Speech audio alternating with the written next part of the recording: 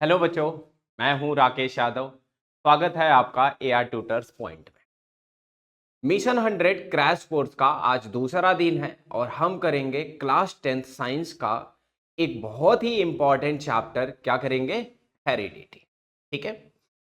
ये चैप्टर वैसे तो बहुत छोटा सा है लेकिन काफी उलझा हुआ होता है, बच्चों को बहुत परेशान करता है, चीजें समझ नहीं आती। बट इस पर्टिकुलर वीडियो में मैं आपके पूरे कंसेप्ट को एकदम बिल्कुल बारीकी से छोटा छोटा करके आपको ब्रेक करूंगा और कैसे पीवाईक्यूज वगैरह आए हुए हैं अभी तक और आपके बोर्ड में कैसे क्वेश्चंस आएंगे, ये सारी चीजें मैं आपको समझाऊंगा।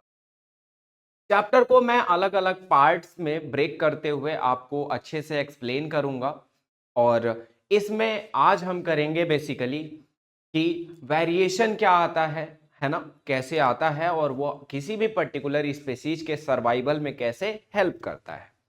उसके साथ साथ हम पढ़ेंगे मेंडल के जेनेटिक्स को लेके क्या कंट्रीब्यूशन थे, उनके क्या एक्सपेरिमेंट थे और उन्होंने अपने एक्सपेरिमेंट में पी प्लांट को ही क्यों कंसीडर किया।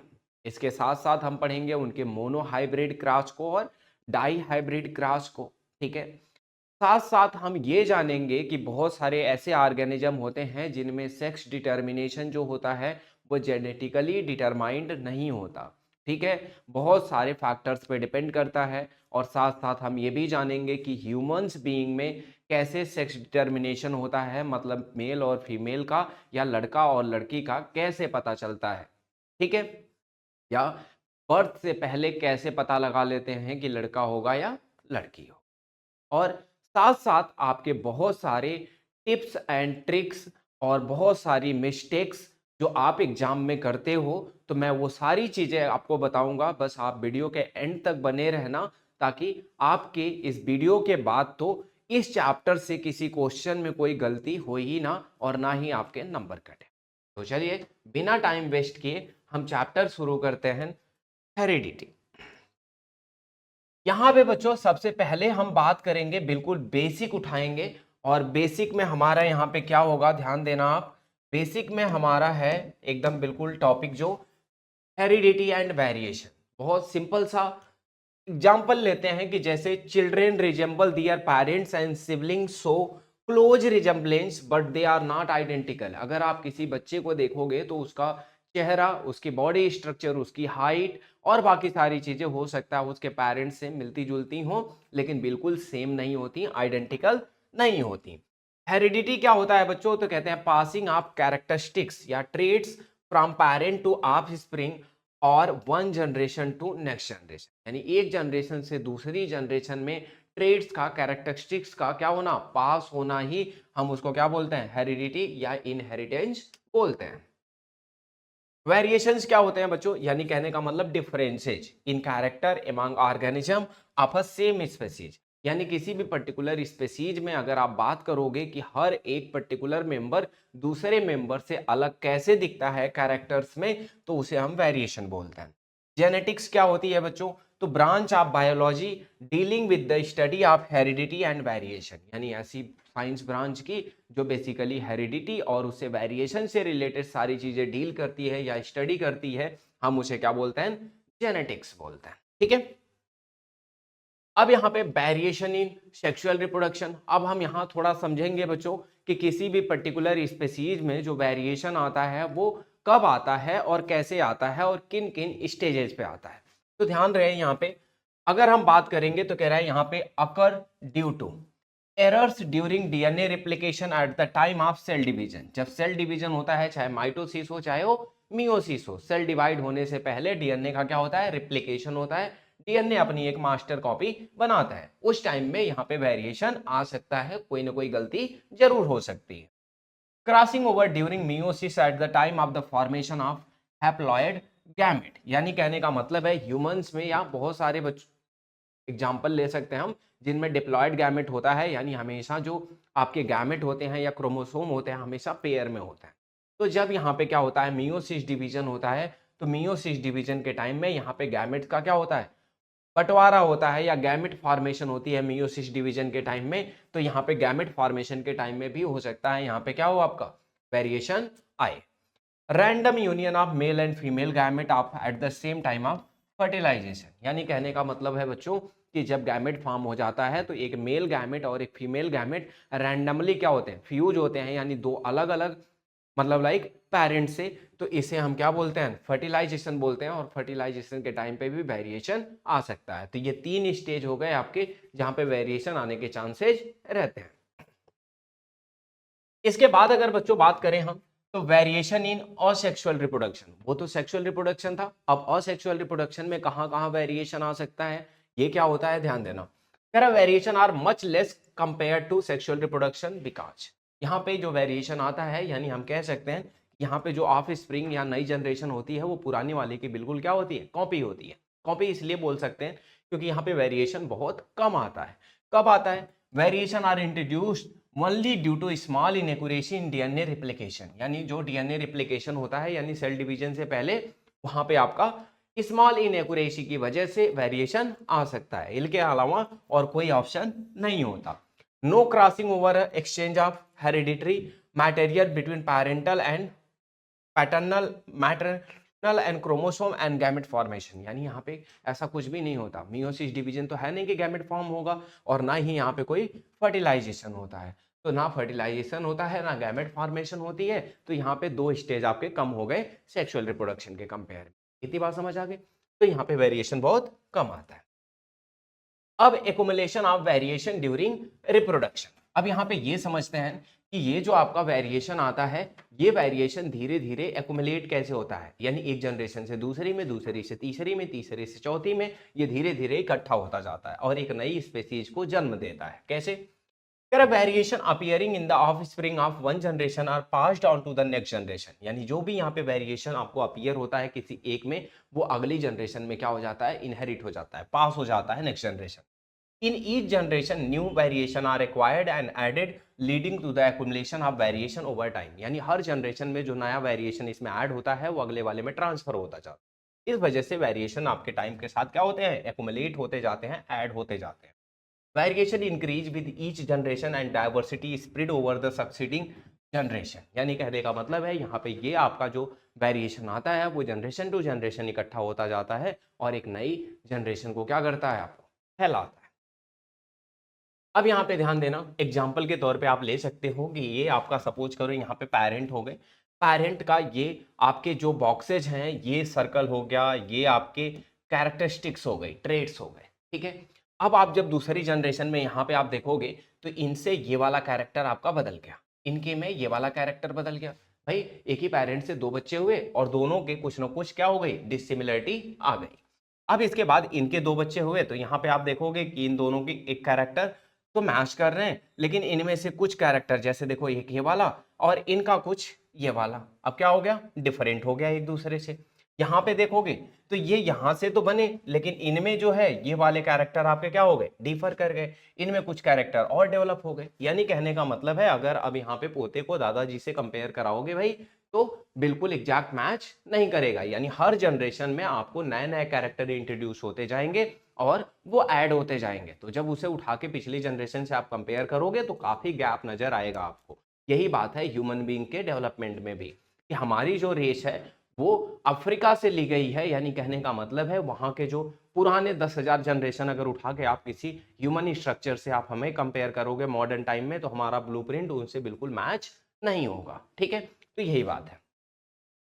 अब यहाँ पे बात करें बच्चों टाइप ऑफ वेरिएशन की, टाइप ऑफ वेरिएशन की बात करें तो 2 तरह के वेरिएशन, हेरिटेबल, हेरिटेबल मतलब जो जर्मिनल होते हैं, यानी जो आपके जीन में धीरे धीरे एंटर करने लगते हैं, यानी एक्वायर्ड होते हैं, कैसे, रिप्रोडक्शन वगैरह के टाइम में, और धीरे धीरे नेक्स्ट जनरेशन में क्या होते हैं, पास होने लगते हैं। Necessary for evolution and origin of the new, इन्हीं की वजह से इवोल्यूशन होता है, इन्हीं के एक्युमुलेशन की वजह से एक नई स्पीशीज तैयार होती है, जिसकी वजह से क्या होता है, नई स्पीशीज आती हैं अर्थ। नॉन हेरिटेबल होता है बच्चों सोमैटिक वेरिएशंस, ये पास ऑन नहीं होता है, ऐसे वेरिएशंस जो क्या होते हैं, पास ऑन नहीं होते अगली जनरेशन में, उनको हम बोलते हैं सोमैटिक वेरिएशन या नॉन हेरिटेबल वेरिएशन, ठीक है। ये बात तो समझ आ गई होगी आप लोगों को। नेक्स्ट वाले में नेक्स्ट वाले में चले बच्चों, अब यहाँ पे तो यहाँ पे कह रहा है role of environment and natural selection. भाई यहाँ पे इन्वायरमेंट और नेचुरल सिलेक्शन का क्या रोल रहता है वेरिएशन में, कह रहा है not all variation are advantage at all time, यानी कहने का मतलब जो भी वेरिएशन आता है वो हर एक पर्टिकुलर स्पीसीज का फायदा ही नहीं करता, उसे हमेशा हेल्प ही नहीं करता। तेरा survival value of variation depends on their utility in a given environment, यानी भाई सर्वाइवल वैल्यू यानी उस वेरिएशन की इंपॉर्टेंस तो तभी पता चलेगी जब वो उस पर्टिकुलर जिस इन्वायरमेंट में वो रह रहा है वहां पे यूटिलाइज हो, वहां पे वो काम आए, तब तो वो वेरिएशन क्या है आपका मतलब फायदेमंद होगा। Nature support the spread of advantage variation, bacteria that withstand higher temperature survive by heat wave while other die, यानी कहने का मतलब ये है भाई कि नेचर क्या करता है, जो एडवांटेज वेरिएशंस होते हैं उनको सपोर्ट करता है। कैसे सपोर्ट करता है, जैसे बैक्टीरिया जो आपके हायर टेम्परेचर में सरवाइव कर सकते हैं, हीट वेव में वो क्या होंगे, बच जाएंगे और बाकी सारे मर जाएंगे। ठीक है, such beneficial variation are called pre adaptation and have survival value, यानी कहने का मतलब ऐसे बेनिफिशियल वेरिएशंस को हम प्री एडाप्टेशंस बोलते हैं। ठीक है, और इन्हीं के पास केवल सर्वाइवल वैल्यू होती है, सारे वेरिएशन के पास नहीं होती। Natural selection of variants by environment factor form the basis of evolution, ये जो नेचुरल सिलेक्शन होता है वेरिएंट्स का, ठीक है, यही इन्वायरमेंटल फैक्टर्स आपके क्या बनते हैं, इवोल्यूशन के बेसिक्स बनते हैं, यानी यही मेन कड़ी होती है जो एक आपके अगली वाली जनरेशन को बनाती है या नई नई स्पीशीज को जन्म देती है। ठीक है, चलो ध्यान देना। यहाँ पे बच्चों बात कर लेते हैं ना, अब एग्जाम में लिखना आपको क्या है, हेरिडिटी अगर आ गया तो क्या लिखोगे, तो भाई लिखोगे कि it is the transmission of characteristics from parent to offspring generation after generation, यानी जनरेशन आफ्टर जनरेशन जो ट्रेड्स हैं, जो कैरेक्टरिस्टिक्स हैं पेरेंट से ऑफस्प्रिंग में वो ट्रांसफर होते रहे, इसी को हम क्या बोलते हैं, हेरिडिटी बोलते हैं। यहाँ पे आप क्या बताता है ये हेरिडिटी, हेरिडिटी बेसिकली बताता है सिमिलरिटी बिटवीन क्लोजली इंडिविजुअल, कि दो इंडिविजुअल में कितना क्लोजनेस है, ये दोनों एक दूसरे जैसे कैसे हैं, यानी दोनों को एक दूसरे से रिलेट करता है। Differences between parent and offspring and among siblings, यानी यहाँ पे आप एक जनरेशन से दूसरे, दूसरे से तीसरे में जैसे जैसे जाओगे वो जो आपका क्या होता है डिफरेंसेस जनरेट हो जाते हैं, वो भी आप इसकी हेल्प से क्या करते हो, एक्सप्लेन कर सकते हो। ठीक है, अब ध्यान देना, आगे बात करें इनहेरिटेड एंड एक्वायर्ड कैरेक्टर्स यानी ट्रेड्स, ये क्या होते हैं बच्चों, तो इनहेरिटेड ट्रेड्स वो होते हैं बच्चों जो क्या होते हैं, पास्ट होते हैं, कहां से, पेरेंट से ऑफस्प्रिंग में, जैसे skin colour, eye colour, height, weight, shape of nose, ये सब बच्चों क्या होते हैं, ये होते हैं आपके इनहेरिटेड ट्रेड्स। ठीक है, ये होते हैं इनहेरिटेड ट्रेड्स जो कि आपके क्या होते हैं, जैसे पेरेंट से ऑफस्प्रिंग में या एक जनरेशन से दूसरे जनरेशन में ट्रांसफर होते रहते हैं। एक होता है आपका एक्वायर्ड कैरेक्टर्स, एक्वायर्ड बच्चों वो होते हैं जो आपने लाइफ साइकिल के दौरान हम कुछ भी सीखते हैं, जैसे कि भाई कोई डॉक्टर है तो उसने अपने मेडिसिन फील्ड में स्टडी की है, सारी नॉलेज है, इसका मतलब ये नहीं कि उसका जो अगली जनरेशन या बच्चा आएगा वो भी पैदा होते ही डॉक्टर होगा, नहीं, ऐसा बिल्कुल भी नहीं है। किसी को तमिल या तेलुगु बोलनी आती हो, कोई अलग लैंग्वेज आती हो, तो इसका ये मतलब बिल्कुल नहीं है कि उसके बच्चे को वो लैंग्वेज पहले से ही आती होगी। ठीक है, किसी ने धूप में भाई बहुत ज्यादा निकला और उसकी स्किन क्या हो गई, टैंड हो गई, तो इसका ये मतलब नहीं कि उसका बच्चा भी काला ही पैदा होगा। ठीक है, ये बिल्कुल भी नहीं है। तो यानी कहने का मतलब ऐसे ट्रेड्स, ऐसे आपके कैरेक्टर्स जो भाई एक जनरेशन से दूसरे जनरेशन क्या होते हैं, पास ऑन नहीं होते, उनको बोलते हैं क्या, एक्वायर्ड कैरेक्टर्स, जो लाइफ साइकिल में या लाइफ के दौरान वो क्या करता है, एक्वायर करता है। ये बात समझ आई, चलो तो आगे चलते हैं। अब यहाँ पे बच्चों बात करनी है कैरेक्टरिस्टिक डिपेंड ऑन प्रोटीन। भाई कहने का मतलब ये है कि किसी भी पर्टिकुलर ऑर्गेनिज्म का, किसी भी पर्टिकुलर ह्यूमंस का या किसी पर्टिकुलर मेंबर का ही जो पूरा कैरेक्टर होता है वो उसके प्रोटीन पे डिपेंड करता है। और ये प्रोटीन पे डिपेंड करता है तो कहने का मतलब आपकी बॉडी में बहुत सारी डिफरेंट डिफरेंट काइंड की प्रोटीन्स हैं, आपकी बॉडी में ढेर सारी प्रोटीन बनती भी हैं। ठीक है, तो जब बनती हैं तो इन्हीं प्रोटीन्स पे अगर बॉडी के सारे ट्रेड्स डिसाइड होते हैं तो ध्यान देना, तो कहने का मतलब है characteristics in living organism depend on the protein manufactured by the cell, यानी किस तरह के प्रोटीन आपकी बॉडी में बनते हैं उसी से पता चलेगा कैरेक्टरिस्टिक्स कैसे कैसे होंगे। कह रहा instruction for the protein synthesis stored in the gene located on chromosome. आप लोगों को पता है कि क्रोमोसोम क्या होता है, तो ये सारी हेरिडिटरी इंफॉर्मेशन रखता है। अब हेरिडिटरी के हर एक यूनिट को हम क्या बोलते हैं, डीएनए बोलते हैं, यानी उसी पे प्रेजेंट होता है। और डीएनए का एक फंक्शनल सेगमेंट, फंक्शनल यूनिट जो होता है उसे हम जीन बोलते हैं। ठीक है, तो कहने का मतलब है कि जो भी प्रोटीन सिंथेसिस से रिलेटेड सारे ब्लूप्रिंट या इंफॉर्मेशन होती है वो किसके पास होता है, सारा जीन के पास होता है। Genes are segment of DNA, जैसा कि मैंने आपको बताया। The message for the synthesising of specific protein encoded in the DNA as a sequence of nucleotides. बच्चों हायर क्लासेस में आप इसे चल के पढ़ोगे कि जो डीएनए होता है वो एक तरह का न्यूक्लियोटाइड होता है, यानी नाइट्रोजनियस बेस होता है, एक तरह का केमिकल सब्सटेंस है। ठीक है, तो ये सारी चीजें अभी छोड़ते हैं। अभी ये न्यूक्लियोटाइड्स आप याद रखना कि बहुत सारे न्यूक्लियोटाइड्स क्या होता है, कंबाइन होकर आपके क्या बनते हैं, सीक्वेंस में डीएनए बनता है। तो बेसिकली डीएनए ही क्या होता है, कोड होता है, ब्लूप्रिंट होता है किसी भी प्रोटीन के लिए।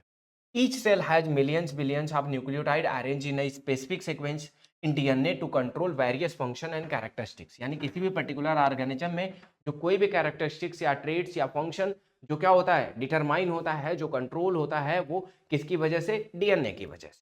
ठीक है, चलो अब यहां ध्यान देना। अब बात करते हैं यहाँ पे, अगर आपको एग्जाम में आया कि जीन क्या है भाई, तो जीन एक बेसिक यूनिट है हेरिडिटरी का। ठीक है, ये लोकेटेड कहाँ होता है, क्रोमोसोम में होता है बच्चों। क्रोमोसोम क्या होता है, हेरिडिटरी व्हीकल होता है, जो कहाँ से, पेरेंट से ऑफस्प्रिंग में क्या होता है, बाया गैमेट ड्यूरिंग सेक्सुअल रिप्रोडक्शन, ये क्या होता है, पास ऑन होता है। तो यानी कहने का मतलब है कि एग्जैक्टली आप ये कह सकते हो कि गैमेट जो होते हैं वो फिजिकल लिंक है पेरेंट और ऑफस्प्रिंग में। जो गैमेट है वो फिजिकल लिंक है पेरेंट और ऑफस्प्रिंग के बीच में, उसी के माध्यम से, उसी की हेल्प से आपकी जो भी हेरिडिटरी इंफॉर्मेशन है वो एक जगह से दूसरी जगह क्या होती है, ट्रांसफर हो जाती है। ठीक है, इतनी बात ध्यान रखना। डीएनए जीन की तरह कैसे काम करता है, तो भाई control the synthesis of protein. ये क्या करता है बच्चों, कौन सा प्रोटीन आपकी बॉडी में बनेगा उसे कंट्रोल करता है। Control the appearance of character, अब भाई किस तरह का प्रोटीन बनेगा, प्रोटीन ही तो डिसाइड करेगा कि किस तरह के कैरेक्टर होंगे, किस तरह के कैरेक्टरिस्टिक्स या अपीयरेंस कैसी होगी आपकी बॉडी की। ठीक है, चलो ये अगर क्लियर है तो बच्चों आगे चलते हैं। Rules for inheritance of traits. अब हम यहाँ ये समझेंगे कि भाई इतनी सारी बातें हमने कर ली कि ये जो आपकी सारी इंफॉर्मेशन है हेरिडिटरी प्रोटीन से रिलेटेड, वो सारी डीएनए में होती है और जीन के फॉर्म में या गैमेट के फॉर्म में एक पेरेंट से ऑफस्प्रिंग में ट्रांसफर होती है। समझ रहे हो? तो फिर इसी को हम समझते हैं डिटेल में कि कैसे होता होगा ये सब।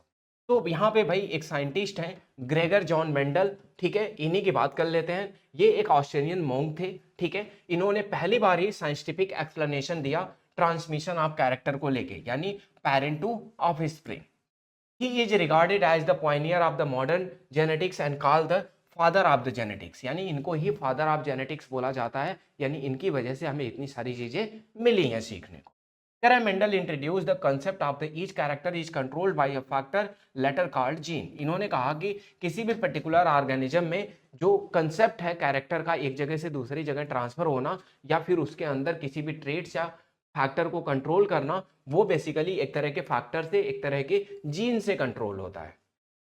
These factor genes are present in pair in all body cells and are transported to the next generation via the gamete। इन्होंने कहा कि आपकी ह्यूमन बॉडी में जितने भी आपके कैरेक्टर्स हैं, जितने भी आपके क्या हैं, ट्रेट्स हैं, वो सारे जीन से डिसाइड होते हैं और जीन्स हमेशा पेयर में आपके बॉडी सेल्स में प्रेजेंट होते हैं। ये बेसिकली ऑफ स्प्रिंग यानी पेरेंट से ऑफ स्प्रिंग में ट्रांसफर होता है, किसके थ्रू, गैमेट फॉर्मेशन के टाइम में ट्रांसफर होता है एक जनरेशन से दूसरी जनरेशन। इसके बाद यहाँ पे बताया गया कि genes from the physical basis of heredity, यानी इन्होंने कहा कि फिजिकल बेसिस यानी लिंक जो है वो जीन है। बोथ मेल यानी sperm female ovum gamete contribute equal genetic material to the offspring, thus each offspring has two copies of a gene, each character one from each parent। यानी कहने का मतलब ये है बच्चों कि जब फर्टिलाइजेशन होता है उससे पहले जो मियोसिस डिवीजन होके गैमेट फॉर्मेशन होती है, गैमेट में मेल गैमेट और फीमेल गैमेट, जब ये दोनों क्या होते हैं बच्चों, फ्यूज होके जाइगोट बनाते हैं, तो ये कंट्रीब्यूट करते हैं इक्वली जेनेटिक मटेरियल, यानी दो कॉपी जीन की, जो एक क्या आती है, मेल से आती है और एक कहां से आती है, फीमेल से आती है। ठीक है बच्चों, इतनी बात समझ आ रही है? ठीक है, तो आगे चलते हैं, आगे ध्यान दीजिएगा। अब यहां पे हमें यह समझना है कि जो मेंडल के एक्सपेरिमेंट्स थे, मेंडल ने अपने एक्सपेरिमेंट कैसे कंडक्ट किए, कैसे किया और क्या टेक्निक्स यूज की। तो सबसे पहले जानते हैं मेंडल ने जो एक्सपेरिमेंट कंडक्ट किया उसमें उन्होंने टेक्निक जो यूज की, हाइब्रिडाइजेशन। हाइब्रिडाइजेशन को बोलते हैं क्रॉस ब्रीडिंग। ठीक है, एक्सपेरिमेंट ऑन गार्डन पी यानी पाइसम सैटिवम फॉर 8 ईयर्स, यानी 8 साल तक लगातार इन्होंने पी प्लांट पे क्या किया, एक्सपेरिमेंट किया। कैसा एक्सपेरिमेंट, क्रॉस ब्रीडिंग कराया। अच्छा, suitable one character at a time, यानी unlike predecessors who considered the whole organism, यानी इन्होंने स्टडी किया एक एक कैरेक्टर को एक टाइम पे, ठीक है। और his principles were rediscovered independently in 1900 by the de Vries and Correns and Tschermak. ठीक है, तो बाद में और भी साइंटिस्ट ने उनके प्रिंसिपल को रीडिस्कवर किया इंडिपेंडेंटली और फिर पता किया। वैसे हमें क्या करना है, केवल मेंडल का एक्सपेरिमेंट पढ़ना है। ध्यान दीजिएगा। सबसे जरूरी बात यह है बच्चों कि यहाँ पे आपसे हो सकता है क्वेश्चन में ये पूछा जाए कि मेंडल ने पी प्लांट ही क्यों सेलेक्ट किया। बोर्ड में 1-2 बार क्वेश्चन आए हैं, तो क्या बताओगे आप?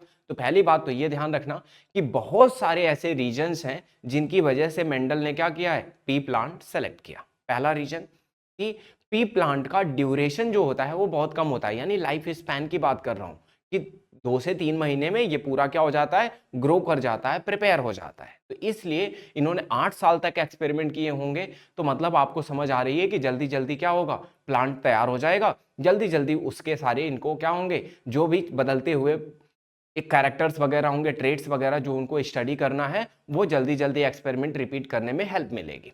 दूसरी बात, इसमें ऐसे बहुत सारे फिनोटाइप कैरेक्टर्स थे। अब देखो फिनोटाइप और जीनोटाइप क्या होता है।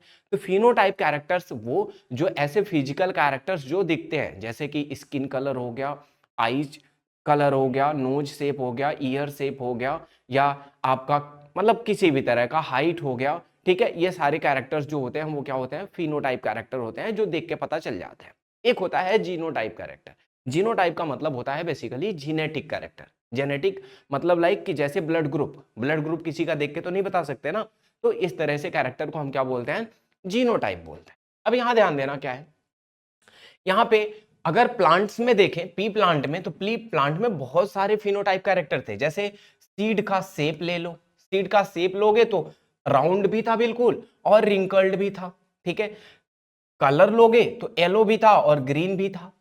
फ्लावर का कलर लोगे तो व्हाइट भी था और वायलेट भी था। अब पॉड का क्या देखोगे, शेप देखोगे तो ये क्या होगा, फुल होगा, कॉन्स्ट्रिक्टेड होगा, येलो होगा या ग्रीन होगा।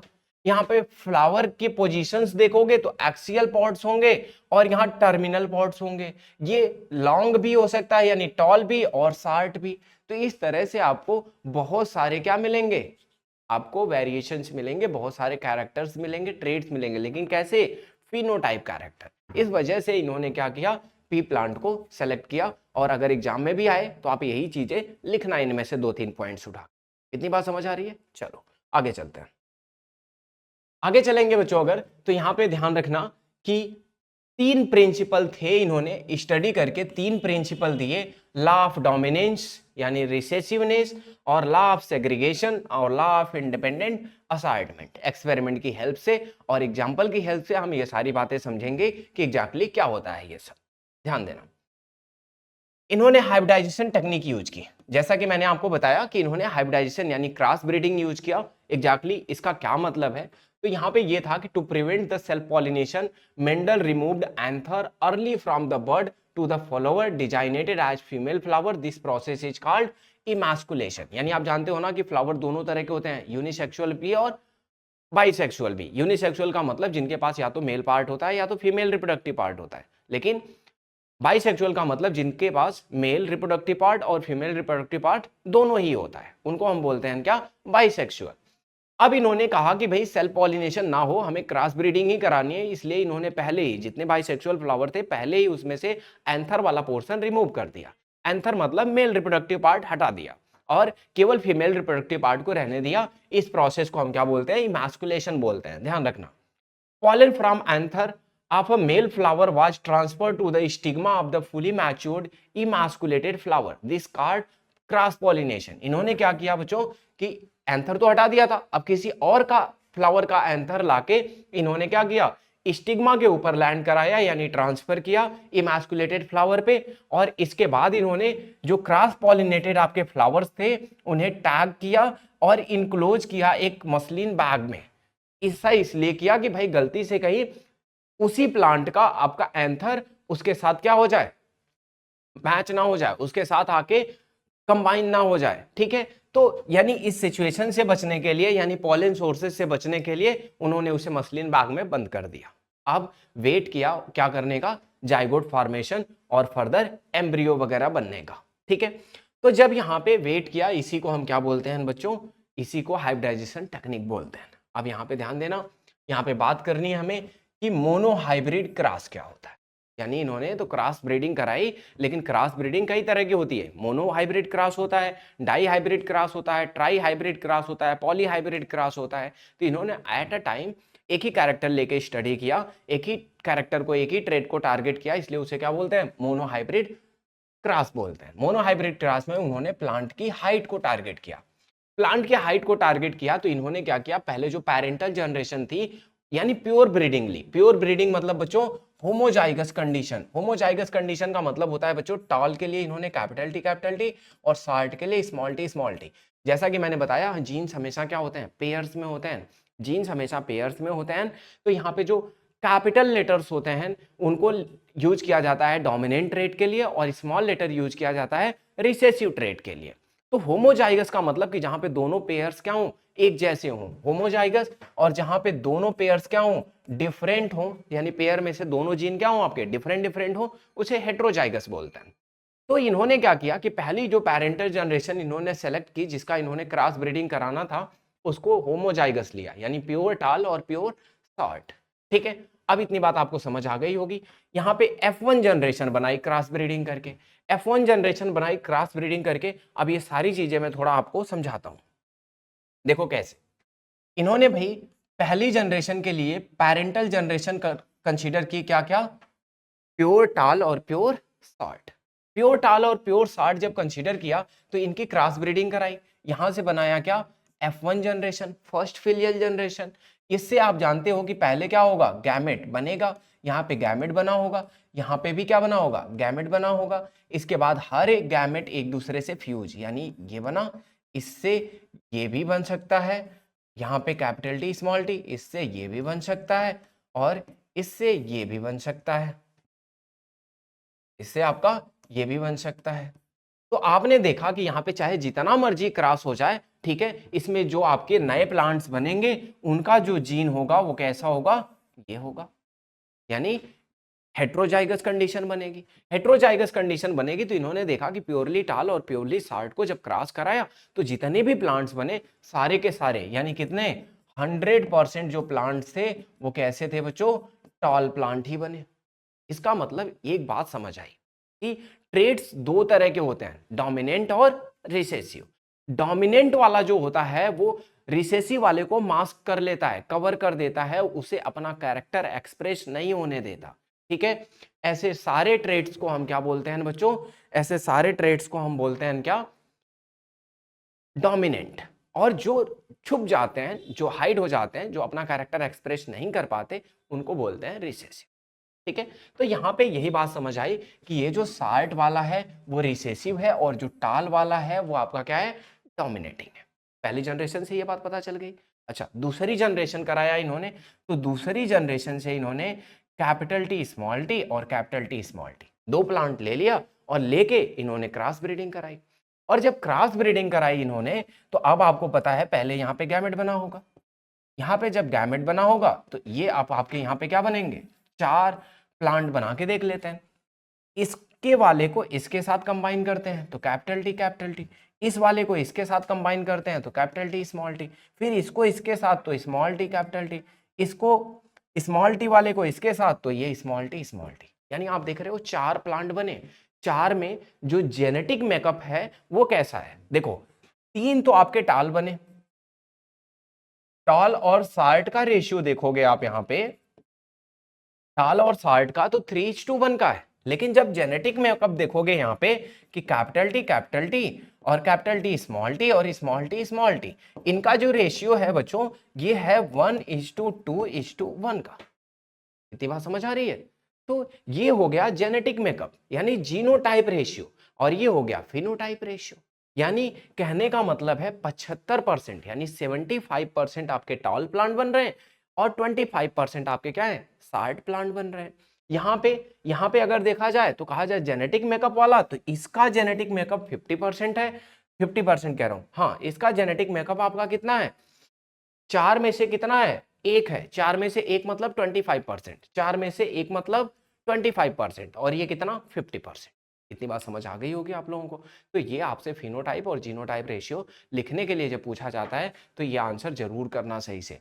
आपसे अगर कोई कहे कि भाई 200 प्लांट आपके F2 जनरेशन में बने, इसमें से कितने टॉल हैं और कितने शार्ट हैं, तो कैसे बताओगे? बहुत सिंपल टेक्निक यूज करना। 200 ना, पहले बताओ कि टॉल कितने बनते हैं? 3 बनते हैं। कितने में से? 4 में से। 4 में से कितने बनते हैं? 3 बनते हैं। तो 200 में से कितने बनेंगे? तो ऐसे निकाल लेना, ठीक है। ये हो जाएगा 50, ये हो जाएगा 150।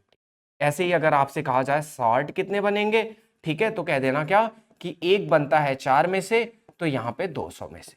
तो ये हो जाएगा कितना बच्चों? ये हो जाएगा 50। समझ गए? तो ऐसे निकालना, और ऐसे बहुत सारे क्वेश्चंस आते हैं, ध्यान रहे। क्लियर है ना इतनी बात? कोई कंफ्यूजन तो नहीं, कोई दिक्कत नहीं? ठीक है, चलो तो आगे चलते हैं ना। आगे वाला क्या है पोर्शन, वो देखते हैं। आगे वाले पोर्शन की अगर बात करें बच्चों, तो यहाँ पे general pattern from the Mendel experiment. General pattern from the Mendel experiment, क्या क्या चीजें इन्होंने ऑब्जर्व की होंगी, ठीक है। ये सारी चीजें अगर यहाँ पे आप देखोगे, तो जैसा मैंने कहा था आपसे, F1 जनरेशन में सारे आपके प्लांट्स कितने होंगे? आपके बिल्कुल 100% होंगे। सेकंड वाले में आपका क्या होगा? 25% ड्वार्फ होगा, 75% टॉल होगा। रेशियो क्या होगा? 3:1 रेशियो होगा फिनोटाइप, ठीक है। अब यहाँ पे अगर हम बात करें, तो मेंडल एक्सपेरिमेंट से कह रहा है F1 जनरेशन में आप देखोगे तो केवल एक ही ट्रेट यहाँ पे क्या हो रहा है? कंट्रास्ट हो रहा है, और वो है आपका एक्सप्रेस हो रहा है। बाकी दूसरा ट्रेड्स तो आपका यहाँ पे क्या हो जाता है? मास्क हो जाता है। जो ट्रेड्स आपका यहाँ पे अपीयर होता है F2 जनरेशन में, वो आपका डोमिनेटिंग होता है, और जो मास्क हो जाता है वो आपका क्या होता है? रिसेसिव होता है। यहाँ पे एक्सप्रेस, मास्क और ट्रेड्स अपीयर होते हैं, अप्रोक्सीमेट 3:1 का रेशियो होता है F2 जनरेशन में। Similar results were observe for the other character like flower colour, seed colour and seed coat. यानी पहले उन्होंने हाइट को लेके किया, जब उन्होंने कलर, सीड कलर और सीड कोट वगैरह को लेके किया, तो यहाँ पे भी सेम रिजल्ट्स मिले। इतनी बात समझ आ रही है? अब इतनी बात समझ आ रही है तो आगे चलते हैं। मेंडल ने यहाँ पे एक्सपेरिमेंट से बहुत सारे रिजल्ट इंटरप्रेट किए। क्या इंटरप्रेट किया? पहले वाले से इन्होंने देखा कि जो कैरेक्टर्स होते हैं, यानी हाइट कैरेक्टर जैसे प्लांट में होता है, वो पेयर ऑफ कंट्रास्टिंग कैरेक्टर से या फैक्टर जिसको जीन बोलते हैं, उससे डिटरमाइन होता है। यहाँ पे टालनेस क्या होता है? टी होता है, और डॉर्फनेस को इन्होंने स्मॉल टी ले लिया, ठीक है। अब इसके बाद बात की, इन्होंने कहा लॉ ऑफ डोमिनेंस या रिसेसिवनेस। पहली वाली जनरेशन में जब इन्होंने कहा कि F1 जनरेशन बनी, तो प्योर टाल और प्योर शार्ट को क्रॉस कराया था, ठीक है। लेकिन जब यहाँ पे पहली जनरेशन F1 में बना, तो F1 में इन्होंने देखा कि जो पेयर है वो कैपिटल टी स्मॉल टी का बन रहा है। इसमें केवल टॉलनेस ही क्या हो रही है? अपीयर हो रही है। शार्टनेस आपकी गायब हो गई, शार्टनेस आपका रिसेसिव हो गया, और टालनेस आपका क्या हो गया? डोमिनेंट हो गया। इसके बाद इन्होंने बात की लॉ ऑफ सेग्रीगेशन की। इन्होंने कहा प्योरिटी ऑफ गैमेट की।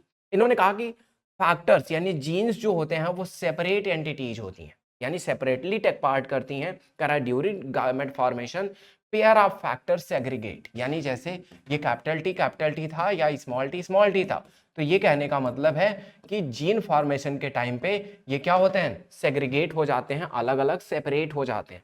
Each gamete receive only one of the two alternative factor, यानी कहने का मतलब ये है कि हर एक गैमेट दूसरे वाले में से एक गैमेट रिसीव करता है। एट अ टाइम एक गैमेट रिसीव करता है, और इंडिपेंडेंटली रिसीव करता है। ऐसा कोई फैक्टर नहीं है जो डिसाइड करे कि ये वाला किसके साथ फ्यूज होगा, बिल्कुल भी नहीं। F1 plant produce two type of gamete in equal numbers, यानी यहाँ पे दो टाइप के क्या करते हैं? गैमेट्स बनाते हैं, लेकिन सारे के सारे क्या? इक्वल नंबर्स में, ठीक है। Result in the F2 generation की अगर हम बात करें, तो यहाँ पे random fusion of F1 gamete produces 4 possible combination. यानी आपने देखा ही कि जब आप क्या करते हो फर्स्ट फिलियल जनरेशन में, जब आप क्रॉस ब्रीडिंग कराते हो, तो यहाँ पे जो आपके क्या बनते हैं? कैरेक्टर्स आते हैं, वो सारे जो ट्रेट्स बनते हैं, यानी जेनेटिक मेकअप की बात करोगे, तो यहाँ पे 4 टाइप के जीन्स आपके बनते हैं। कौन कौन से? 2 ये बनते हैं, एक ये और एक ये। This result in the 3:1 phenotype, और ड्वार्फ प्लांट आपका एक बनता है, और शार्ट आपका ड्वार्फ एक बनता है, और टॉल आपका 3 बनता है। अगर ये बात मोनो हाइब्रिड आपको बिल्कुल क्लियर है, तो अब बात कर लेते हैं डाई हाइब्रिड की। डाई हाइब्रिड क्या होता है? तो कहने का मतलब ये है भाई कि यहाँ पे जब हम क्या करेंगे? क्रॉस कराएंगे, और यहाँ पे स्टडी करेंगे इनहेरिटेंस की, लेकिन दो कंट्रास्टिंग कैरेक्टर एक साथ लेके। जब दो कंट्रास्टिंग कैरेक्टर एक साथ लेके हम स्टडी करेंगे इनहेरिटेंस का, तो हम इसे कहेंगे dihybrid cross. Dihybrid cross कहेंगे। अब यहाँ ध्यान देना, अगर आप सही से चीजें देखोगे मेंडल के एक्सपेरिमेंट को, तो इन्होंने एक साथ दो चीजें ली, दो कैरेक्टर लिया। कौन कौन से दो कैरेक्टर लिया बच्चों, ध्यान देना। यहाँ पे इन्होंने सीड का कलर लिया, अब वो येलो हो सकता है या ग्रीन हो सकता है। येलो के लिए इन्होंने कैपिटल वाई लिया, ग्रीन के लिए स्मॉल वाई ले लिया। सीड शेप राउंड हो सकता है और रिंकल्ड हो सकता है। राउंड के लिए इन्होंने कैपिटल आर ले लिया और रिंकल्ड के लिए स्मॉल आर ले लिया। इसके बाद सेम तरीके से बच्चों इन्होंने भी क्या कराया, पहली जनरेशन में क्रॉस कराया। पहली जनरेशन में इन्होंने देखा कि all seeds produce were yellow and round, और दूसरे वाले में बात करेंगे, लेकिन पहले समझते हैं डिटेल में इसे। भाई आप यहां पे देखो और ये देखो, ये है आपका capital Y capital Y, capital R और कैपिटल आर, और ये है आपका small y small y, small r और स्मॉल आर। ये आपके पेयर ऑफ जीन्स हो गए। आपको पता है कि जब गैमेट फॉर्मेशन होगी तो यहां से गैमेट फॉर्मेशन में क्या होंगे, सारे पेयर अलग अलग होंगे। एक वाई इसमें से इसके साथ फ्यूज होगा। आपको पता है ये सारे कैपिटल ये सारे स्मॉल हैं, तो भाई एक ही तरह का जीन ही बनेगा, और वो क्या बनेगा आपका, कैपिटल वाई और स्मॉल वाई वाला बनेगा।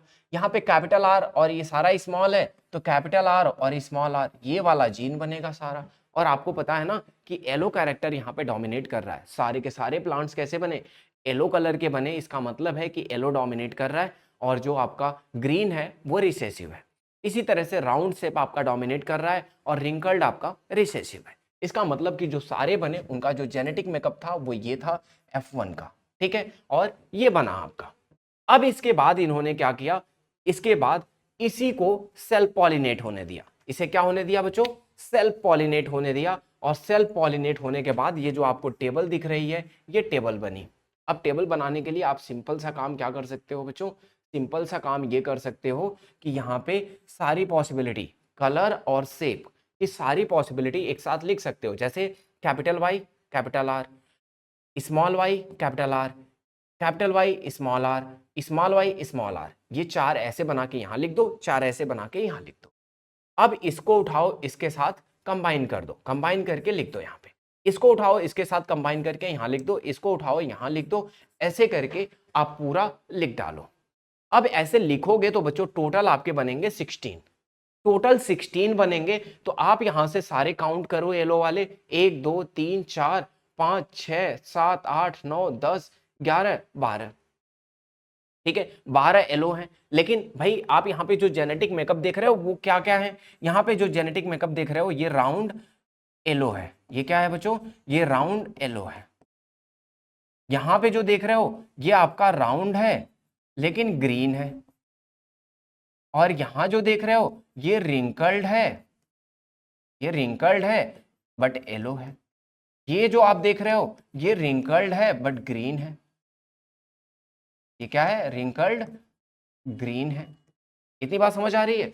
तो यहाँ पे जब काउंट करोगे तो ये आपको नंबर मिलेंगे, और यहाँ पे जो रेशियो आएगा वो 9331 का आएगा। क्या आएगा, 9331 का आएगा। ये तो हो गया आपका सेकंड जनरेशन की बात। ये हो गई आपकी क्या, सेकंड जनरेशन की बात। कैसे डिसाइड करेंगे कि सर यहाँ पे 9 कैसे बन रहा है, बहुत आसानी से। कहीं पे भी कैपिटल वाई दिख जाए, एक भी कैपिटल वाई पेयर में दिख जाए तो येलो ही बनेगा, और एक भी कैपिटल आर दिख जाए तो राउंड ही बनेगा। केवल वहां पे जहां पे दोनों ही स्मॉल आर होंगे वो आपका क्या बनेगा, रिंकल बनेगा, और कहीं पे स्मॉल वाई दोनों होंगे तो ही आपका वो क्या बनेगा, ग्रीन बनेगा। इस तरह से हम क्या डिसाइड करेंगे, कलर डिसाइड करेंगे। अब अगर ये चीजें डिसाइड हो जाएंगी आपकी तो आ जाना अब यहाँ पे रिजल्ट लिखने। F1 में सेल्फ पॉलिनेट कराया आपने, ठीक है, जो सीड प्रोड्यूस हुए वहां पे वो सारे के सारे क्या थे आपके, याद है ना, capital R small r capital Y small y, ये जेनेटिक मेकअप होगा F1 का। F2 की जब बात करेंगे तो यहाँ पे आपको जेनेटिक मेकअप लिखने की जरूरत नहीं पड़ेगी। यहाँ पे 4 आपको लिखने हैं, और वो क्या लिखना है कि 9331 का रेशियो आएगा, ठीक है। ये क्या होगा, फिनोटाइप रेशियो होगा। अब बच्चों अगर मैं ये कहूँ कि यहाँ पे आपका बन जाता है टोटल कितना, अगर यहाँ पे आपका बन जाता है टोटल बच्चों 1600 प्लांट दे दिए आपको। कितने दे दिए बच्चों, 1600 प्लांट्स दे दिए मैंने यहाँ पे, और कह दिया ये कितने बन रहे हैं, F2 जनरेशन में बन रहे हैं। अब बता दो इसमें राउंड येलो कितने होंगे। यहाँ से सीधा चले जाना, 16 में से कितने बने राउंड येलो, 9 बने, तो कहना 9/16 इंटू 1600। समझ रहे हो। अगर कह दे कि भाई येलो रिंकल्ड कितने बनेंगे, यानी कह देना 3/16 इंटू 1600।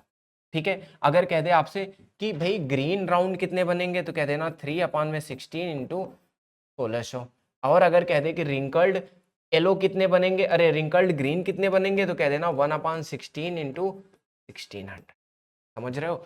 ऐसे निकलेंगे आपके क्या नंबर ऑफ प्लांट्स किसी पर्टिकुलर जनरेशन में। अगर वो कह देगा कि इतने बने और F1 में पूछेगा तो कह देना 100% क्या बने, राउंड येलो बने, जितने के जितने थे। और F2 के दे देगा तो भाई नंबर ऐसे आपको निकालना पड़ेगा। क्या इतनी बात समझ आ गई आप लोगों को? कोई दिक्कत तो नहीं है किसी को? कोई कंफ्यूजन? बहुत सारे क्वेश्चन आपसे पूछे जाते हैं कि F1 जनरेशन का जेनेटिक मेकअप क्या होगा, ये लिख देना। F2 जनरेशन में रेशियो पूछेगा तो ये लिख देना। अगर ऐसे नंबर ऑफ प्लांट्स देके आपसे इंडिविजुअल प्लांट्स पूछता है तो ऐसे लिख देना, क्योंकि इसमें केस स्टडी आती है बच्चों एग्जाम में। अभी तक जितनी बार आई है इससे रिलेटेड 4 नंबर की केस स्टडी आई है। आप गलतियां नहीं करोगे यहाँ पे बिल्कुल भी। समझ रहे हो? अब अगर इतनी बात समझ आ गई होगी बच्चों, तो अब इसके तीनों लॉ को हम समझ लेते हैं। क्या क्या? लॉ ऑफ डोमिनेंस और रिसेसिवनेस, लॉ ऑफ सेग्रीगेशन और लॉ ऑफ इंडिपेंडेंट असॉर्टमेंट। ये क्या होता है तीनों? तो अब ध्यान देना। कह रहा है when two homozygous individual with contrasting characters are crossed, the F1 hybrid possesses both contrasting gene. However, only one gene expresses itself and does not allow the other to appear. The expressed gene is called dominant. यानी कहने का मतलब आपने देखा कि पहली वाली generation में जब प्योरली सार्ट और प्योरली टार्ट को हमने क्या किया, क्रॉस कराया, ठीक है, तो यहाँ पे आपके सारे प्लांट्स कैसे बने, टॉली बने। इसका मतलब है कि जो आपका क्या होता है, डोमिनेटिंग कैरेक्टर होता है, वो रिसेसिव वाले को कवर कर लेता है, मास्क कर लेता है, उसको एक्सप्रेस नहीं होने देता। ठीक है, इससे पता चलता है डोमिनेंस और रिसेसिव दो तरह के जीन्स प्रेजेंट होते हैं, दो तरह के ट्रेड्स प्रेजेंट होते हैं। ठीक है, तो ध्यान रहे। अब इसके बाद अगर हम बात करें बच्चों यहाँ पे, तो अब लॉ ऑफ सेग्रीगेशन की बात करेंगे। सेग्रीगेशन का मतलब ये होता है बच्चों यहाँ पे कि जब आपका क्या होता है, हेट्रोजाइगोट हाइब्रिड यानी two alleles of a pair remain together without blending, यानी दो तरह के जीन एक साथ रहते हैं, कोई किसी दूसरे पे डोमिनेट नहीं करता। ऐसा नहीं है कि उसका असर ही खत्म कर देता है और वो अगली जनरेशन में भी गायब हो जाएगा, नहीं, ऐसा बिल्कुल भी नहीं होता है। होता ये है कि वो जीन वैसे का वैसे पड़ा रहता है और किसी न किसी जनरेशन में आगे जाके दिखता जरूर है। यही बात आपने देखी सेकेंड जनरेशन F2 में। तो कहने का मतलब हेट्रोजाइगोट जो होता है हाइब्रिड यानी एलील्स, वो बिना एक दूसरे को ब्लेंड किए एक साथ रहते हैं। गैमेट फॉर्मेशन के टाइम में ये दोनों एलील्स आपका सेपरेट हो जाते हैं, यानी अलग अलग हो जाते हैं, और हर एक जो एलील है, हर एक जो पेयर है, जो गैमेट है, वो आपका फ्यूजन में टेक प्लेस करता है या टेक पार्ट करता है या एंटर करता है। जैसे कि यहाँ पे देखो पेयर है, पेयर यहाँ पे पहले क्या हुआ, अलग हुआ, ये हुआ माइटोसिस मियोसिस डिवीजन, फिर यहाँ से माइटोसिस, यहाँ पे हर एक पेयर गैमेट बन गया, यानी अलग अलग हो गया। अलग अलग होने के बाद अब ये क्या होता है, गैमेट बनाता है, यानी गैमेट बनाने के बाद फर्टिलाइजेशन में टेक प्लेस करेगा, यानी फ्यूज होगा अगले वाले से। जब क्रॉस ब्रीडिंग करेंगे तो क्रॉस ब्रीडिंग करेंगे तो F1 में आपने देखा कि 50% गैमेट आपके क्या है, डोमिनेंट है, और 50% गैमेट आपके क्या है, रिसेसिव है। इतनी बात समझ आ रही है?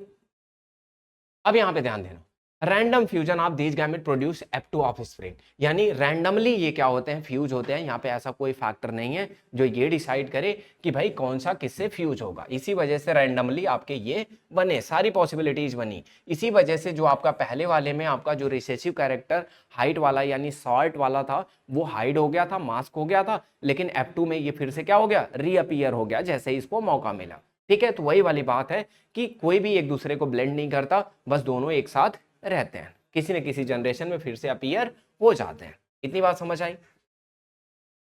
अब है आपका law of independent assortment. Law of independent assortment की अगर हम यहाँ पे बात करें तो ध्यान देना कि कह रहा है during inheritance of two or more pair of contrasting character, the distribution of segregation of the factor alleles for one pair is independent of the distribution of the factor of the other pair.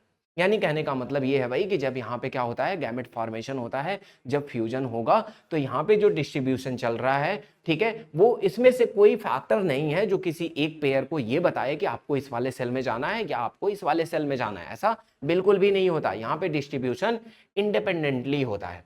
During gamete formation segregation of pair unit factor assort independently of each other. यहाँ पे assortment भी अलग अलग independently होती है। This lead to the formation of new combination of character in offspring. इसी वजह से आपके ऑफस्प्रिंग में नए नए कैरेक्टर्स आपको देखने को मिल जाते हैं, क्योंकि ये इंडिपेंडेंटली क्या होता है, इनहेरिट होता है। बात समझ आ रही है? ठीक है, तो ये हो गया आपका क्या, इंडिपेंडेंट असॉर्टमेंट की बात। तीनों रूल्स आपको याद रखना है, बहुत बार एग्जाम में आया है। इंडिपेंडेंट असॉर्टमेंट डिफाइन कर दो, या लॉ ऑफ डोमिनेंस बता दो, या सेग्रीगेशन बता दो। ठीक है, एग्जाम्पल जैसे यहाँ पे बताया है कि cross between tall plants with purple flower and a short plant with white flower produce F1 plant but all tall with purple flower. Self pollination of F1 yielded F2 plants in this ratio. यानी कहने का मतलब F1 में तो सारे recessive character गायब हो गए, लेकिन F2 आते ही उसमें रीअपियर भी हो गए। एप्लीकेशन ऑफ मेंडल्स लॉ, अगर आपसे पूछा जाए कि मेंडल्स के क्या एप्लीकेशन है, तो सबसे पहली बात कि help in conducting controlled experiment to study inheritance pattern in plants animal and humans. यानी चाहे प्लांट्स हो, चाहे एनिमल्स हो, चाहे ह्यूमंस हो, सब में कंट्रोल मतलब लाइक एक्सपेरिमेंट क्या करने के लिए, स्टडी करने के लिए हम यहाँ पे क्या करते हैं, कंडक्ट करते हैं इन्हीं के बेसिस पे। Formation of basics of modern genetics, जो मॉडर्न जेनेटिक्स का क्या है, बेस है, वो इनके एक्सपेरिमेंट्स हैं। Added in the identification of the hereditary disease in the human and finding solution. यानी ह्यूमंस में बहुत सारी हेरिडिटरी डिसीज होती हैं जो पेरेंट्स से ऑफस्प्रिंग में ट्रांसफर होती रहती हैं। इन्हीं की हेल्प से हमने इन सारी चीज़ों पे पकड़ पाई, यानी इन चीज़ों पे कंट्रोल बना पाया, और उनके हम सॉल्यूशंस भी ढूंढ पा रहे हैं। Used in the improvement of the crops and domestic animal for better quality and quantity. आप लोगों को पता है 9th में आप इम्प्रूवमेंट इन फूड रिसोर्सेज पढ़ के आए हो, जहां पे एक बेहतर क्वालिटी की यानी क्रॉस ब्रीडिंग करके एनिमल्स की भी ब्रीड तैयार की जाती है, और क्रॉस ब्रीडिंग करके बहुत सारी अच्छी क्वालिटी की HYV सीड्स वगैरह भी बनाई जाती हैं, जिससे कि प्रोडक्शन बढ़े। ये सारी चीजें वहां पे यूज होती हैं। ठीक है, अब यहाँ पे बात करें बच्चों डिफरेंस की, तो कभी कभी आ जाता है डिफरेंस की डोमिनेंट और रिसेसिव जीन में क्या डिफरेंस है। तो पहले ही बता देना कि ये एक्सप्रेस कर पाता है, ठीक है, F1 में, यानी हेट्रोजाइगस कंडीशन में एक्सप्रेस करता है, ये नहीं कर पाता F1 में। यहाँ पे अगर बताना होगा तो कहना कि ये फिनोटाइप, यानी दोनों होमोजाइगस और हेट्रोजाइगस दोनों कंडीशन में ये क्या होता है, अपीयर होता है, और जबकि ये क्या करता है, phenotype only in homozygous condition, यानी अपना फिनोटाइप कैरेक्टर केवल होमोजाइगस कंडीशन में ही एक्सप्रेस कर सकता है। ये हो गया डिफरेंस आपका। अब यहाँ पे बच्चों कुछ कॉमन टर्म्स हैं, ठीक है, मैं फटाफट बात करता हूँ, आप लोग इसे PDF आपको नीचे लिंक में मिल जाएगी, वहां से आप इसे पढ़ जरूर लेना, ठीक है। बट मैं यहाँ ज्यादा टाइम नहीं लूंगा, क्योंकि पूरे चैप्टर में कहीं ना कहीं सारी चीजें कवर की हैं, कुछ चीजें मैं बताता हुआ चलता हूँ, ठीक है। और बच्चों नोट्स जरूर बनाना, एग्जाम में आपके यही काम आते हैं, ठीक है, ध्यान देना। Correct, traits are Mendelian traits. Traits क्या होते हैं, आप लोग जानते हो कि कोई भी कैरेक्टर, कोई भी ट्रेड्स इंडिविजुअली जिसको इनहेरिटेंस के लिए हम क्या करते हैं बच्चों, स्टडी करते हैं, जिसको टारगेट करते हैं, ठीक है। जैसे हाइट हो गया पी प्लांट्स में, ड्वार्फनेस हो गया, ठीक है। एलील्स क्या होते हैं बच्चों, तो एलील्स हमेशा जो पेयर होते हैं ना जीन के, यानी different form of gene that determine the same character to different degrees. यानी कहने का मतलब ये है कि एक ही प्लांट में, अब जैसे देखा आपने कि कैपिटल टी और स्मॉल टी दोनों हो सकते हैं, तो यानी कहने का मतलब है कि अलग अलग सेम कैरेक्टर के लिए अलग अलग जीन्स जो बेसिकली क्या करते हैं, डिसाइड करते हैं कि कौन सा कैरेक्टर कितना प्रेजेंट होगा। Occupy the same position on homologous chromosomes, ठीक है। जैसे कि जीन टॉलनेस के लिए अब एलील्स क्या होता है, टी होता है, और आपके क्या होता है, टॉलनेस के लिए, टॉलनेस के लिए यहां पे आप एलील क्या ले रहे हो, टी ले रहे हो, कैपिटल टी टॉलनेस के लिए और स्मॉल टी शार्टनेस के लिए। यहाँ पे बात करें बच्चों मेंडेलियन फैक्टर्स की या जीनोटाइप की, तो जीनोटाइप आपको बता चुका हूं मैं कि जीनोटाइप का मतलब वो सारे कैरेक्टर्स जो ऐसे क्या होते हैं ना आपके जीनोटाइप में, आप कैरेक्टर्स की बात कर सकते हो। तो जैसे यहाँ पे कैपिटल टी और स्मॉल टी, ये क्या हो गया, जेनेटिक मेकअप हो गया। होमोजाइगस और हेट्रोजाइगस की बात करोगे तो मैं ये भी बता चुका हूं आपको कि होमोजाइगस में दोनों सेम जीन्स होते हैं और हेट्रोजाइगस में दोनों अलग अलग, ठीक है। बच्चों फिनोटाइप की बात करेंगे तो ये भी मैं आपको बता चुका हूं कि वो सारे फिजिकल कैरेक्टर्स जो अपीयर होते हैं, जो देखने में सामने से आपको दिख जाते हैं, जो एक्सप्रेस्ड होते हैं, ठीक है। हेट्रोजाइगोट की बात करेंगे बच्चों, या हेट्रोजाइगस की बात करेंगे यहाँ पे, तो हेट्रोजाइगस भी आपको मैं बता चुका हूँ यहाँ पे कि ये आपका क्या है, हेट्रोजाइगस है, मतलब एक ही पेयर में दो अलग अलग जीन्स सेम कैरेक्टर के। होमोगैमेटिक क्या होता है बच्चों, होमोगैमेटिक होमोजाइगस को बोलते हैं बेसिकली, जहां पे यानी उन सारे ऑर्गेनिज्म को बोलते हैं क्या, होमोगैमेटिक, जिनमें क्रोमोसोम्स क्या होते हैं, यानी जीन इनके जो पेयर होते हैं वो दोनों क्या होते हैं, सेम होते हैं। जैसे ह्यूमंस में जो फीमेल होती हैं उनके क्या होते हैं, एक्स एक्स क्रोमोसोम्स होते हैं, इसलिए उनको क्या बोलते हैं, होमोगैमेटिक बोलते हैं। हेट्रोगैमेटिक मेल्स होते हैं, जैसे इनके पास क्या होता है, एक्स वाई कैरेक्टर, यानी 50% एक्स कैरेक्टर और 50% वाई कैरेक्टर, यानी वाई गैमेट्स। डोमिनेंट और रिसेसिव क्या होता है ये भी आपको पता है, ठीक है। अब यहाँ पे मोनोहाइब्रिड क्रॉस क्या होता है ये भी पता है कि जब एक ही पेयर ऑफ कंट्रास्टिंग कैरेक्टर हम यूज करें। डाई हाइब्रिड का भी पता है। पॉलीहाइब्रिड में एक से ज्यादा या दो से ज्यादा आप कंट्रास्टिंग कैरेक्टर यूज करोगे तो, ठीक है। वेरिएशन भी आप लोग जानते हो। इसके बाद हम बात करेंगे अब क्या, सेक्स डिटर्मिनेशन, कि एनिमल्स में यानी कौन कौन से ऐसे फैक्टर्स होते हैं जो ये डिटरमाइन करते हैं कि किसी भी पर्टिकुलर एनिमल में सेक्स कैसे डिटरमाइन होगा, यानी वो मेल होगा या फीमेल, ये कैसे डिसाइड होगा, ध्यान देना। कह रहे हैं यहाँ पे एनिमल्स की अगर हम बात करें तो जैसे टेम्परेचर डिपेंडेंट एलिमेंट्स, यानी बहुत सारे ऐसे होते हैं जिसमें जेनेटिकली आपका मेल और फीमेल डिसाइड नहीं होता। जैसे इन टर्टल की बात करें तो अगर यहाँ पे जो एग्स होता है अगर वो 33 डिग्री सेल्सियस से ऊपर है तो वो फीमेल होगा, और 28 डिग्री सेल्सियस से नीचे है तो वो क्या होगा, आपका मेल्स होगा। यानी कहने का मतलब है कि यहाँ पे जो एग फर्टिलाइज होगा वो बेसिकली किस टेम्परेचर पे, अगर 33 डिग्री सेल्सियस से ऊपर है तो फीमेल्स और कम है 28 से तो मेल्स। इसी तरह से इन्वायरमेंट इन्फ्लुएंस भी रहता है, जैसे बोनेलिया हो गया, यानी एक तरह का लार्वा जो फीमेल्स बॉडी में क्या होता है, एंटर करते ही मेल बन जाता है ना। If growing alone it become females, यानी अकेला ही अगर ग्रो करेगा तो ये हमेशा जिंदगी भर फीमेल ही रहेगा, लेकिन अगर ये क्या करेगा, फीमेल बॉडी में एंटर करेगा तो ये क्या बन जाएगा, मेल बन जाएगा। यहाँ पे सेक्स चेंज, यानी कहने का मतलब जैसे स्नेल्स हो गया, स्नेल्स क्या कर सकता है, इसका सेक्स जेनेटिकली डिटरमाइंड नहीं होता है, जेनेटिक नहीं होता है, ये क्या कर सकता है, चेंज कर सकता है। जैसे individual are men when young, यानी जब तक ये यंग होता है तब तक क्या होता है, मेल होता है, और जैसे ही ये क्या होता है, फीमेल में बदल जाता है, यानी बाद में, जैसे ही एक एज के बाद, एक टाइम के बाद। प्लॉइडी बेस्ड क्या होता है बच्चों, यहाँ पे कहने का मतलब है आपका क्या, गैमेट से है। यहाँ पे कहने का मतलब किससे है बच्चों, गैमेट से है। अब ये जो गैमेट्स होते हैं ना, यानी हैप्लॉइड, डिप्लॉइड, ट्रिप्लॉइड्स, ये सब जो होते हैं, यानी कहने का मतलब है ये क्रोमोसोम के नंबर पे डिपेंड करते हैं। जैसे आपने पढ़ा कि ह्यूमंस में जो आपके क्रोमोसोम्स होते हैं हमेशा वो क्या होते हैं, पेयर्स में होता है। ह्यूमंस में जो क्रोमोसोम्स होते हैं हमेशा वो क्या होते हैं, पेयर्स में होते हैं। अगर पेयर्स में होते हैं, इसी तरह से बहुत सारे ऑर्गेनिज्म है जिनमें क्या होते हैं, पेयर्स में ना होके सिंगल सिंगल आपके जीन भी प्रेजेंट होते हैं। इसी तरह से कुछ कुछ होते हैं जिनमें तीन तीन के मतलब लाइक जीन प्रेजेंट होते हैं एक साथ ग्रुप होके, ठीक है। तो यहाँ पे जैसे हनी बी है, हनी बी मेल्स हैं, ये हैप्लॉइड है, हैप्लॉइड मतलब सिंगल सिंगल प्रेजेंट होता है। फीमेल्स की बात करें तो ये क्या होती हैं, डिप्लॉइड होती हैं, ठीक है, यानी दो दो जीन्स प्रेजेंट होते हैं। तो इस तरह से डिटरमाइंड होता है क्या, आपका सेक्स डिटर्मिनेशन कुछ पर्टिकुलर ऑर्गेनिज्म में। अब यहाँ पे बात करें बच्चों, यहाँ पे sex determination in human beings, sex determination in human being बच्चों बहुत बारी क्वेश्चन आया, बहुत रेयर हुआ है कि किसी साल बोर्ड में इससे क्वेश्चन ना आए, ठीक है। तो ध्यान देना, यहाँ पे क्या है, कह रहा है ह्यूमंस में 23 पेयर्स होते हैं, ह्यूमंस में 23 पेयर्स ऑफ क्रोमोसोम्स होते हैं। अगर यहाँ पे बात करें बच्चों तो ऑटोसोम्स कितने होते हैं, ऑटोसोम्स होते हैं 22 पेयर्स, यानी ये सिमिलर होते हैं किसमें, मेल्स और फीमेल्स में, यानी ये सोमैटिक कैरेक्टर्स होते हैं, यानी बाकी बॉडी के जितने भी कैरेक्टर्स होते हैं 22 पेयर से कंट्रोल होते हैं, वो ऑलमोस्ट एक जैसे होते हैं, सिमिलर होते हैं, इसलिए इनको सोमैटिक कैरेक्टर्स बोलते हैं। सेक्स क्रोमोसोम केवल आपका 23rd पेयर होता है, यानी यही मेल में डिफरेंट होता है और फीमेल में क्या होता है, सेम, यानी मेल और फीमेल का दोनों का वेरी करता है। अब यहाँ पे जो आपका फीमेल क्रोमोसोम होता है 44, यानी 22 पेयर तो सेम रहेगा, 23rd पेयर आपका क्या होता है, एक्स एक्स होता है, इसलिए इसे होमोगैमेटिक बोलते हैं।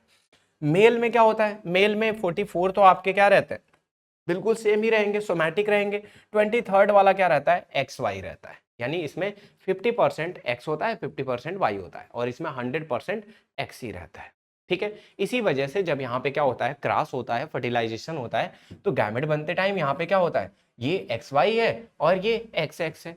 अब यहाँ पे भाई गैमेट बनेगा तो इससे एक्स एक्स बनेगा, इससे वाई वाई बनेगा। अब जब फ्यूज होगा तो फ्यूज होके चार बनते हैं, अब चार बनते हैं आपके यहाँ पे, तो आप यहाँ पे ध्यान देखोगे कि यहाँ पे भाई ये एक्स एक्स वाले कितने बने, 2 बने, और एक्स वाई वाले भी कितने बने, 2 बने। इसका मतलब ये है कि यहाँ पे लड़का लड़की या फिर मेल फीमेल होने की जो प्रोबेबिलिटी है वो कितनी है, 50% की, यानी बराबर की है, इक्वल चांसेज। ठीक है, तो ध्यान रहे, how is the sex of child determined, कैसे डिटरमाइन होता है, तो लिखोगे कैसे एग्जाम में, लिखोगे कि जो टर्म है यानी प्रोसेस है उसको हम बोलते हैं फर्टिलाइजेशन, फर्टिलाइजेशन से डिसाइड होता है। फीमेल जो होमोगैमेटिक होता है उसमें एक्स क्रोमोसोम होते हैं बस, मेल्स में क्या होता है 50% एक्स क्रोमोसोम होते हैं और 50% वाई क्रोमोसोम होते हैं। अब यहाँ पे डिपेंड करेगा कि जो स्पर्म है वो एक के साथ कौन सा क्रोमोसोम लेके क्या होता है, फर्टिलाइज होता है। अब एक्स स्पर्म है तो यहाँ एक्स एक्स ही बनेगा, और वाई अगर फर्टिलाइज होता है तो एक्स वाई बनेगा। यानी मेल से यानी स्पर्म अगर क्या हुआ एक्स एक्स एक्स वाला जाके आपका फर्टिलाइज होता है तो गर्ल यानी फीमेल, और अगर वाई वाला जाके फर्टिलाइज होता है तो बॉय यानी मेल। ठीक है, तो all children get 1 X from mother, यानी मदर की साइड से कुछ भी डिसाइड नहीं होता बिल्कुल भी, मदर की साइड से तो हमेशा एक्स क्रोमोसोम ही आता है। सारा कुछ डिसाइड कहाँ से होता है, फादर की साइड से। फादर की साइड से अगर एक्स क्रोमोसोम आया, ठीक है, तो भाई लड़की, और वाई क्रोमोसोम आया तो लड़का। इतनी बात क्लियर है, कोई कंफ्यूजन तो नहीं। तो इस तरह से आप क्या करोगे, आंसर करोगे। अब सबसे जरूरी बात, ठीक है, इस पूरे अगर चैप्टर से अगर हमने जो कुछ भी सीखा, इनमें से बहुत सारे क्वेश्चन बनेंगे। पहला क्वेश्चन तो आपका यही बनेगा कि पी प्लांट ही क्यों सेलेक्ट किया, वेरिएशन क्यों आता है, और कैसे सर्वाइवल में हेल्प करता है। एक क्वेश्चन यहाँ से केस स्टडी आई बच्चों, तो मोनो हाइब्रिड क्रॉस और डाई हाइब्रिड क्रॉस पे आएगी, सही से इसे कर लेना। ठीक है, आपको बहुत अलग नहीं जाना है, बस नोट्स पढ़ना और वीडियो जितना आपने देखा है यहीं से हो जाएगा कंप्लीट, आपको कुछ और करने की जरूरत नहीं पड़ेगी। ठीक है, और दूसरी बात सेक्स डिटर्मिनेशन इन ह्यूमंस, ये आप रट डालना, चीजें कर डालना, क्योंकि ये भी आपके एग्जाम में आएगा। अब यहाँ पे कुछ चीजें आपके बच्चों, कुछ क्वेश्चंस मैं आपको 10 से 12 क्वेश्चंस की एक वीडियो है जो मैं आपको लिंक में दे दूंगा, वहां से देख लेना, वो सारे PYQs हैं। और उसके अलावा आपको पूरा कहीं से कुछ नहीं आता, जितना होगा उसी से सिमिलर क्वेश्चंस आएंगे। तो आपको बस इतना करना है कि ये पूरा चैप्टर तैयार करना है आपको, यहाँ से थ्योरी बेस्ड, और न्यूमेरिकल वहां से कर लो, बस इतना बहुत है। अब अगर आपको ये चीज़ें अच्छी लग रही हैं तो आप वीडियो को लाइक कर देना और चैनल को सब्सक्राइब कर देना और बाकी दोस्तों को भी शेयर कर देना। तो तीसरे दिन के लिए बने रहो, चलते हैं अगली वीडियो में।